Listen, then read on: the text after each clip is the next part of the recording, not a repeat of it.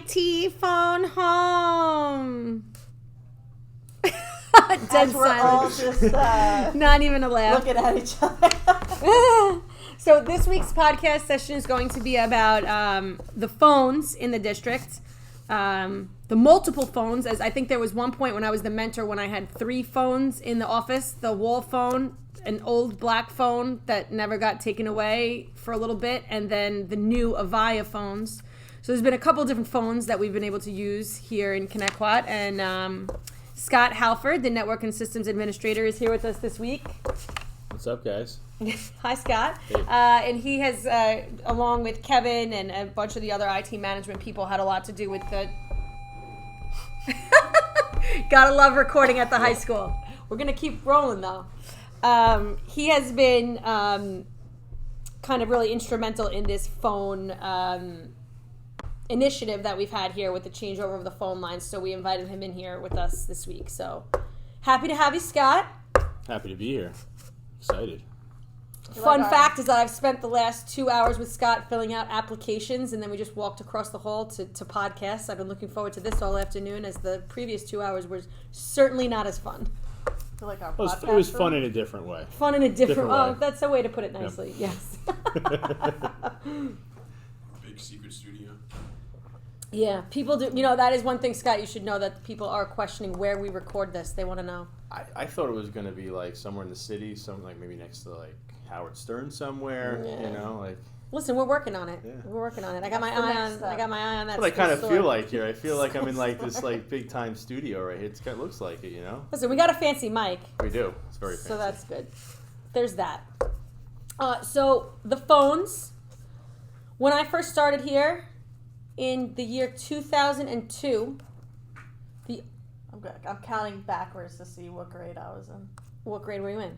I don't know. It was a joke, but I can probably figure it out. I was 10th. You were in the 10th grade. 10th God. 2002. I was 1 year out of high school.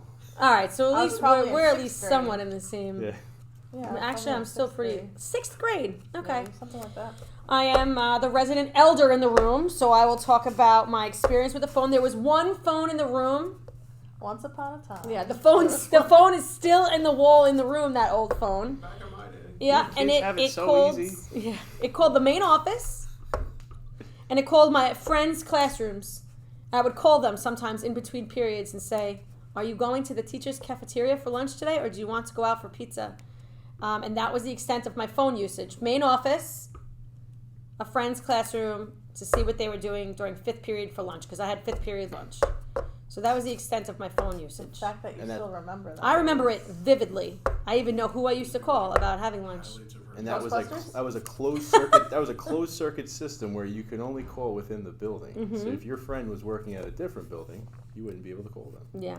And another fun fact is that at that time, I had my very first cell phone, which I had just gotten right before I started work, and it was a Nokia. It was one of those tiny little Nokia phones, because I said to my parents, because I still lived with my parents at the time, what will happen if I need you while I'm at work? And so I got a little Nokia phone. So those were the only 2 phones in the room, me with my cell phone and the wall phone. Did that have a breaker on it? Or Snake? It did have Snake. I used to play Snake all the time on that. That was fun. Yeah. That was like the break. So My first phone was a Nextel.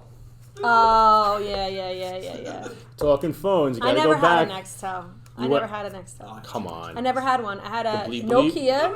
No, but I use Voxer now. I use Voxer to send people voicemail messages and links to my Voxers. So, like, if I observe somebody or I visit their classroom, I'll send them a Vox on my way out and send the link to When them. she observes someone, she's talking about me. Because the one person I observe. But there's teachers in the room while I'm observing her, so I always send them a little fun comment as well. So that's my closest experience to a Nextel. But I had a Nokia, a BlackBerry, and then an iPhones. I've never really. Oh no, what was that little Razr? Had that Motorola Razr, the pink flip. Is that the one that flips up? No, that it one. flipped, I but it wasn't the had, flip like, with the slides. keyboard. Sidekick thing? I don't know. I Yeah, had that's what something that one Sidekick. was, the sidekick. That was the phone This- I had in high school. This podcast has taken a totally different direction than I thought, but it has No, been it's fun cell going phones. down memory phones, lane about the yeah. types of phones. The actual phones here. Yeah. I mean, it's But it- It's the evolution of phones. Yeah, it is kind of cool to think about all the different types of phones that you've had over time. I really loved that pink flip phone, that pink Motorola. That was probably my all-time favorite phone. And you know what I used to love about that is the ability to unsend a message. Like if somebody didn't read your message, you could recall it. You can do that now on the iPhone. What? Yeah. In new iOS, you can retract a message in like a 15-minute window now. I was today years old. You when can I edit learned your that. text messages. That I learned because you sent me one this morning that you edited, and I had never seen that happen before. Yeah. So that was new to me. I thought that was the most wild. Yeah, that was wild. I thought that was cool that he did that, but I didn't know that you could retract a message. I think it's like a 15-minute window now. But what if they read it? Just pull it back. I don't know. It's probably pull it back still. We should call Apple. Yeah. Get Jen in here. Maybe you'll learn that on your next field trip into the city. Find that out. No, Tim Cook calls. So from the wall phone came this. Still, I didn't have another phone in my classroom, but the offices got an updated phone that was like a black phone. It wasn't an Avaya phone, but it was Nortel. a Nort. Ooh, look at you, wealth of information. Yep. Tell me about the Nortel, Scott. The Nortel was an analog system. It wasn't a closed circuit system, so you could call between buildings, but it was very limited as to where you could install components because they had to be hardwired. So we had a vendor who would come in, and whenever we needed to install a new phone, they would need to run data cabling to that location and connect that phone. So it was inconvenience to have to move people around. It sounds inconvenient because you've already lost me on it. Yep. So it does sound terribly inconvenient. I always make a joke that they could tell when they've gotten me bogged down because my eyes kind of just get that glazed over, and I say, no, that's too much information. So that does sound like it was an inconvenience. Archaic, yeah. Yeah. What made you go to an even new phone, or an even better phone system? I'm interested in the answer to this question because I really don't know what it is. Like, what made you get the new phones that we have? There were a lot of phones that were, let's say, end of life. We had a lot of problems with that system. It was just aging, and like we do in technology with other components, there's a life cycle of those components, and it was just time to buy into another phone system. We had just recently done a network infrastructure upgrade here. So What does that mean? What, a network infrastructure upgrade? The people in Podcastville want to know. So what we had done is we replaced our switching equipment, and that's the gear that the Cat5 connection in your classroom or office area goes back to. That's where you get your connectivity out to the internet and your files. So what we had done is we did a complete network forklift upgrade. So we went from a 3Com to a Avaya Extreme switches. Were you both here for that, or only you? You were just. You were new. Yeah, you were pretty new. You were the pup at the time. Okay. What did we do? 2016. Yeah. I just started in 2016. Yeah. Yeah. So once I got here, and I think within like a month, you guys were doing it. Yeah, and so this was part of a bigger plan, is to get the switches upgraded, and once we had the infrastructure, the core infrastructure in place, then we would start to upgrade the endpoints, which one of those would be the telephones, and connect those into our IP network. Okay. Some of the benefits of now having an IP-based system is that the phones are now portable, so wherever there's a network drop throughout the district, we can easily plug a phone, configure that port. So there's less of contracting or pulling someone to pull wire to move the device around. Okay. Very cool. Yeah. Very cool. So let's talk about the new phones. I remember, so when the new phones came, I was the mentor. And I was in a basement office and central office. And I arrived one day to two phones sitting next to each other, and I wasn't sure what to do. And I picked up the old one, and there was nothing there. And I picked up the new one, and there was the dial tone. Then I came back the next day, and the old one disappeared. And that was what I knew about the phones at the time. That was all I knew about the phones at the time. I've since come to learn quite a bit about the phones. We'll share some fun facts about the phones at the end of the podcast. But what's cool about these phones? Like, tell them the difference, I guess, between the old phones and the new phones. I know that they're IP-based. Well, they're IP-based. We do have more user functionality, which we started rolling out for some of our admin staff, so you can remotely check your voicemail.